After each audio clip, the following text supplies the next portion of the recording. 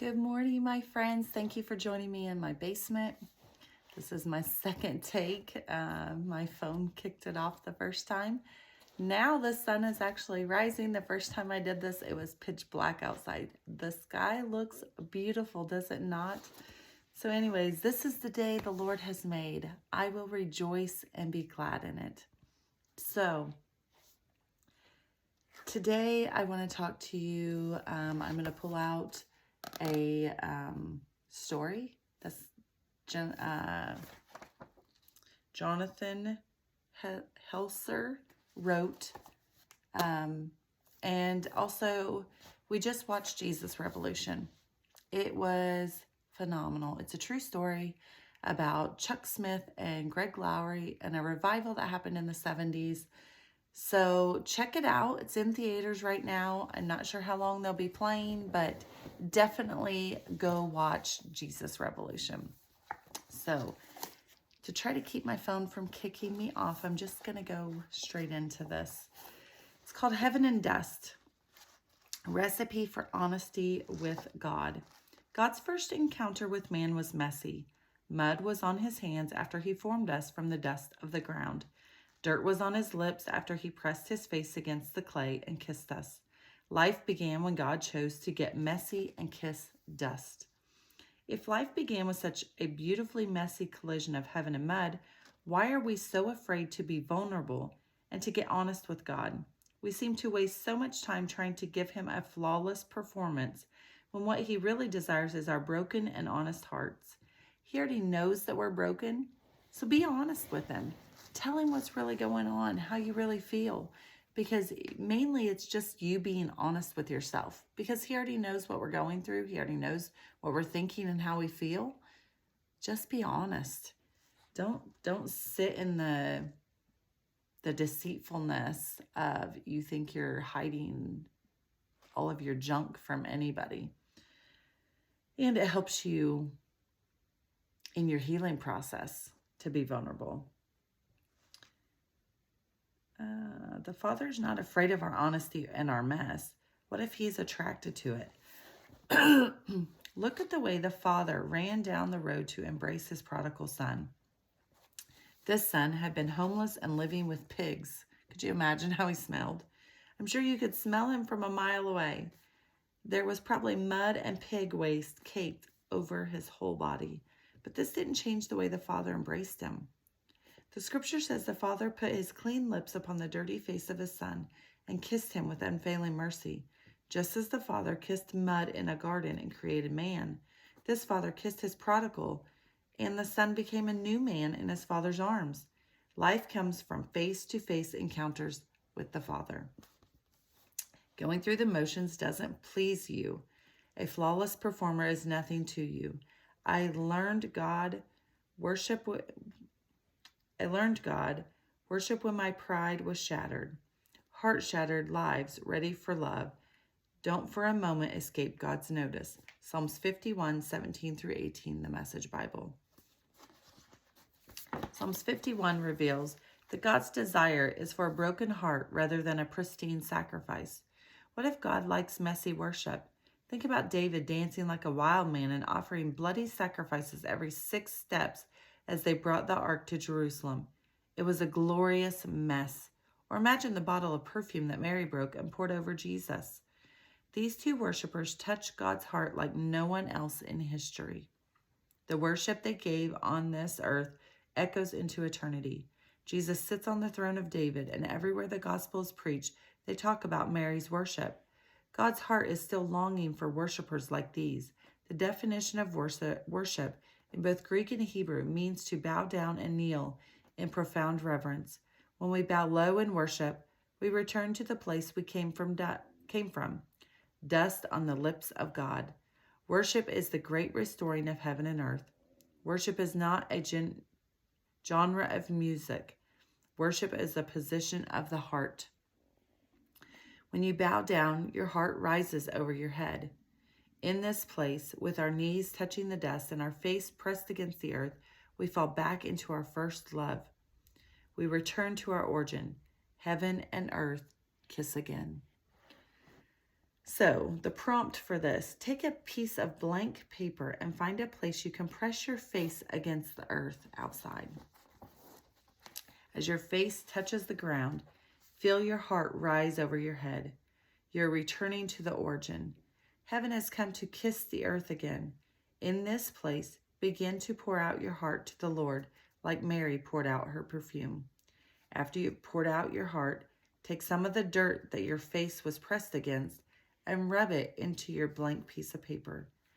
Now, on top of that dirt, write God an honest prayer from your heart. It can be a prayer of deep thanksgiving or a prayer of adoration. It can be a prayer of lamentation or a prayer of sorrow. It can be a beautiful prayer or a disheveled and jumbled prayer. Most importantly, let it be an honest prayer. Your whole heart laid down on the dust. After you have finished, take a moment and read your prayer out loud to the Father, and then let his heart respond to you. So are you willing to go outside, take a blank piece of paper, and go stick your face in the dirt? Then rub it on that piece of paper, and then write a prayer out to God. Any prayer, but an open, honest prayer to your Heavenly Father, saying whatever it is that's on your heart. If you're struggling right now, put those struggles on that paper. If you're thankful because he's brought you through so much, write that Thanksgiving prayer. If your marriage is falling apart, or you have a prodigal child out there, or if you're in the midst of turmoil in your home because you have a child going crazy, or you feel like you're going crazy, whatever it is, write that prayer out. And if you absolutely can't get outside and get your face in the dirt and do this simple task, at least write out your prayer. Even if it's without getting dirty. But the thing about getting messy is we become undone before the Father. We become vulnerable before him. Are you willing to become vulnerable to your Heavenly Father? And open yourself up. Become vulnerable to yourself. Because if we can't become vulnerable to ourselves, who are we kidding? We can't become vulnerable to God if we can't even be honest and open with ourselves. So be honest and open with yourself, and then to your Heavenly Father. Cry out to him. Read Psalms 51, the entire thing. You can read it in the Message. You can read it in the New King James, the King James, the New Spirit-filled Bible, the Passion, whatever translation you have, go and read Psalms 51. It is where David is pouring his heart out to God because he has just been called out on a major sin that nobody knew except for him and the person that he was sinning with, which was Bathsheba. He had killed her husband. He had her husband killed, basically killing him with his bare hands because he sent him to the front line knowing he would die. He had stolen Uriah's wife and then killed him. So he is, in this moment, Prophet Nehemiah had come to him with this story. And his answer to that story was, kill the man that did this. And he said, it's you. You did this.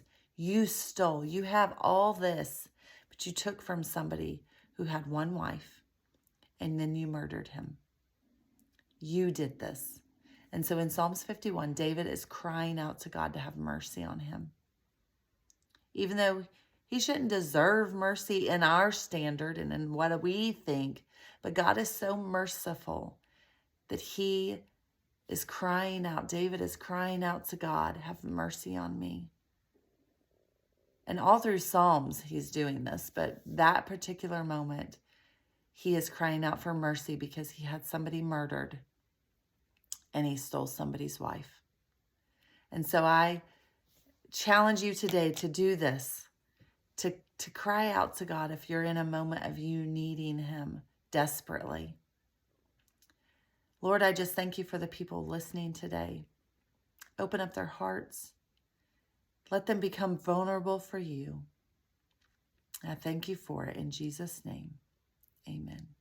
May you be blessed. Have an awesome week. I hope to get on here more this week, so we'll see how my week goes. And if you haven't watched Jesus Revolution, go watch it. It's absolutely amazing. It's a true story of the 1970s when revival hit the land. And it hit in an unexpected way because it hit the hippies. And they were people who church people didn't want in their services. And so it goes through this whole process. And Greg Lowry was a hippie himself who became a major minister. And still today, I should say still today, I think he died in 2000. No, Chuck Smith died in 2013. So Greg Lowry is still ministering today. He still goes to the same Pirates Cove for baptisms, and it talks all about that. It shows that in the movie. It's an awesome movie. Go watch it. It's in theaters right now. You'll be blessed. Thank you for watching. Have an awesome week. Love you. Remember to hit the like, subscribe, notification bell. Share this if you enjoyed my teaching. Thanks. Bye.